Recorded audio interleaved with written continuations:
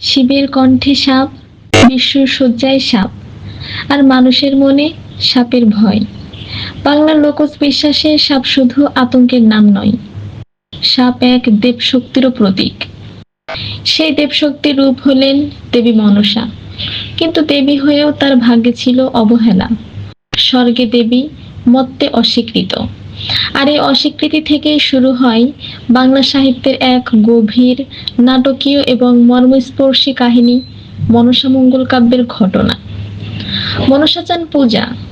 তিনি চান মানুষ তাকে দেবী হিসেবে স্বীকার করুক। কিন্তু তার পূজার পথে সবচেয়ে বড় বাধা হয়ে দাঁড়ালেন চম্পকনগরের ধনী বণিক চাঁদ সওদাগর। চাঁদ সওদাগর ছিলেন শিব ভক্ত।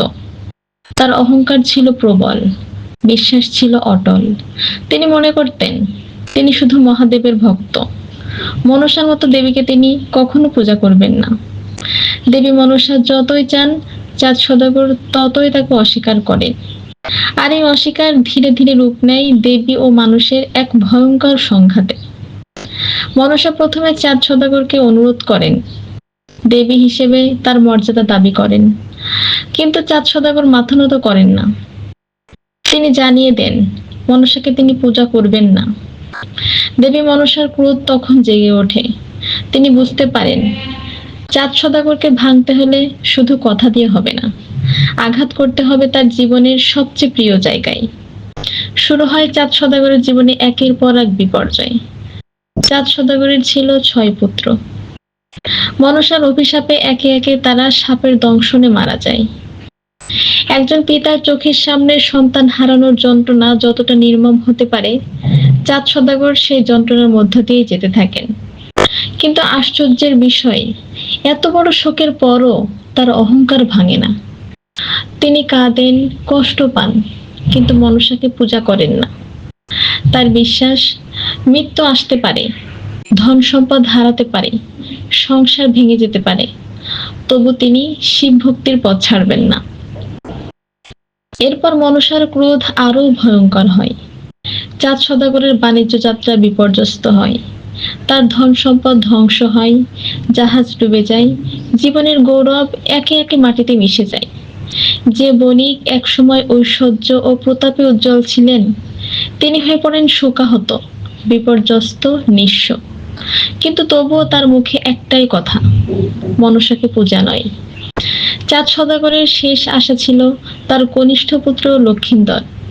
বহু দুঃখের পর এই পুত্রকে ঘিরেই পরিবারের নতুন স্বপ্ন তৈরি হয়। লক্ষিন্দরের বিয়ে হয় সুন্দরী, সতী এবং সাহসী বেহুলার সঙ্গে। বেহুলা শুধু রূপে নয়, চরিত্রেও ছিলেন অসাধারণ। তার ভালোবাসা ছিল গভীর, তার সতীত্ব ছিল অটল, আর তার মন ছিল পাহাড়ের মতো দৃঢ়। কিন্তু মনসার অভিশাপ তখনও শেষ হয়নি। চাঁদ সওদাগর জানতেন তার পুত্রকে সাপের দংশন থেকে বাঁচাতে হবে। তাই লক্ষিন্দর ও বেহুলার বাসর ঘর তৈরি করা হলো লোহার। কোনো ফাঁক রাখা হলো না, কোনো পথও রাখা হলো না, যেন একটি সাপও ভেতরে ঢুকতে না পারে। সবাই ভাবলো এবার হয়তো লক্ষিন্দর বেঁচে যাবে। কিন্তু দেবীর ইচ্ছার সামনে মানুষের কৌশল কতটুকু।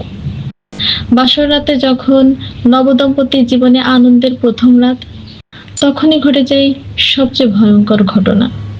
মনসার পাঠানো সাপ লোহার ঘরের ক্ষুদ্র ফাঁক দিয়ে ঢুকে পড়ে। সেই সাপ দংশন করে লক্ষিন্দরকে। মুহূর্তে নিভে যায় বেহুলার সংসারের প্রদীপ। ফুলে সাজানো বাসর ঘর হয়ে ওঠে মৃত্যুর ঘর। যে রাতে বেহুলার জীবনে প্রেমের সূচনা হওয়ার কথা, সেই রাতেই শুরু হয় তার জীবনের সবচেয়ে কঠিন পরীক্ষা। কিন্তু বেহুলা ভেঙে পড়েন না। তিনি স্বামীর মৃতদেহ নিয়ে বসে থাকেন না শুধু, তিনি সিদ্ধান্ত নেন তিনি স্বামীকে ফিরিয়ে আনবেন। সমাজ, পরিবার, ভাগ্য কোনো কিছুই তাকে থামাতে পারে না। লক্ষিন্দরের মৃতদেহ ভেলায় তুলে তিনি নদীপথে যাত্রা শুরু করেন। একা এক নারী মৃত স্বামীকে নিয়ে অজানা পথের দিকে এগিয়ে চলেন। এ দৃশ্য শুধু করুণ নয়, এটি বাংলা সাহিত্যের অন্যতম শক্তিশালী প্রতীক, ভালোবাসা, সতীত্ব, সাহস এবং সংগ্রামের প্রতীক। বেহুলার ভেলা ভেসে চলে নদীর বুক চিরে। পথে আসে ঝড়, অন্ধকার, ভয়, অপমান, প্রলোভন, বিপদ। কিন্তু বেহুলা থামেন না। তার চোখে শুধু এক লক্ষ্য, স্বামীকে বাঁচাতে হবে। তিনি দেবলোক পর্যন্ত পৌঁছানোর সংকল্প করেন। তার কণ্ঠে ছিল না অহংকার, ছিল শুধু অটল বিশ্বাস। তার চোখে ছিল না ক্ষমতার লোভ, কিন্তু ছিল ভালোবাসার দাবি। অবশেষে বেহুলা দেবতাদের সভায় পৌঁছান। সেখানে তিনি তার সতীত্ব, ধৈর্য, বুদ্ধি ও ভক্তির পরিচয় দেন। দেবতারা তার অনুরাগ ও আত্মত্যাগে মুগ্ধ হন। বেহুলা শুধু নিজের স্বামীকে ফেরত চান না, তিনি চান চাঁদ সদাগরের সব মৃত পুত্র ফিরে আসুক, হারানো ধন সম্পদ ফিরে আসুক, ভাঙা পরিবার আবার পূর্ণ হোক। তার ভালোবাসা ব্যক্তিগত হলেও তার প্রার্থনা হয়ে ওঠে পারিবারিক মুক্তির প্রার্থনা। দেবতারা অবশেষে মনসাকে সন্তুষ্ট করতে বলেন। মনসাও বুঝতে পারেন বেহুলার সতীত্ব ও ভালোবাসার শক্তি অস্বীকার করা যায় না, কিন্তু তারও একটি দাবি রয়ে যায়, চাঁদ সদাগরকে তাকে পূজা করতেই হবে। এ যেন দেবী ও মানুষের দীর্ঘ সংঘাতের শেষ অধ্যায়। বেহুলা ফিরে আসেন, লক্ষিন্দর জীবন ফিরে পান, চাঁদ সদাগরের মৃত পুত্ররাও ফিরে আসে, হারানো সংসারে আবার আলো জ্বলে ওঠে। কিন্তু চাঁদ সদাগরের অহংকার তখনও পুরোপুরি ভাঙেনি। শেষ পর্যন্ত তিনি মনসাকে পূজা করেন, কিন্তু পূর্ণভাবে নয়। বলা হয় তিনি বাম হাতে মনসার পূজা করেন, মুখ ঘুরিয়ে। এই দৃশ্যটি অত্যন্ত তাৎপর্যপূর্ণ। চাঁদ সদাগর পরাজিত, কিন্তু পুরোপুরি নত নন। মনসা পূজা পান, কিন্তু সেই পূজায় আছে দ্বিধা, বিদ্রোহ ও অসম্মতির ছাপ। এখানেই মনসা মঙ্গল কাব্যের গভীরতা। এই কাহিনী শুধু দেবী মনসার পূজা প্রতিষ্ঠার গল্প নয়, এটি মানুষের অহংকার, দেবশক্তির দাবি, পিতার শোক, স্ত্রীর ভালোবাসা এবং সমাজের লোকবিশ্বাসের এক অসাধারণ মিশ্রণ। চাঁদ সদাগর আমাদের দেখান বিশ্বাসের জেদ কত কঠিন হতে পারে, আর মনসা দেখান অবহেলিত শক্তিও একদিন স্বীকৃতি দাবি করে।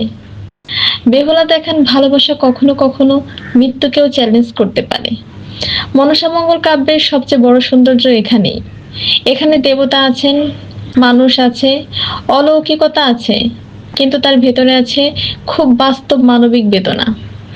সন্তান হারানো পিতার কান্না, স্বামীহারা স্ত্রীর সংগ্রাম, অপমানিত দেবীর ক্রোধ, আর সমাজে বিশ্বাস প্রতিষ্ঠার লড়াই, সব মিলিয়ে এটি বাংলা সাহিত্যের এক চিরন্তন মহাকাব্যিক কাহিনী। তাই মনসা মঙ্গল শুধু অতীতের কোনো পুরনো কাব্য নয়, এটি বাংলার নদী, গ্রাম, লোকবিশ্বাস, ভয়, প্রেম আর প্রতিবাদের ইতিহাস। বেহুলার ভেলা আজও যেন ভেসে চলে বাংলা সাহিত্য স্মৃতির নদীতে, আর সেই ভেলার ওপর শুয়ে থাকা লক্ষিন্দর আমাদের মনে করিয়ে দেয় মৃত্যু যতই শক্তিশালী হোক, ভালোবাসা, বিশ্বাস আর সংগ্রাম কখনো সহজে হার মানে না।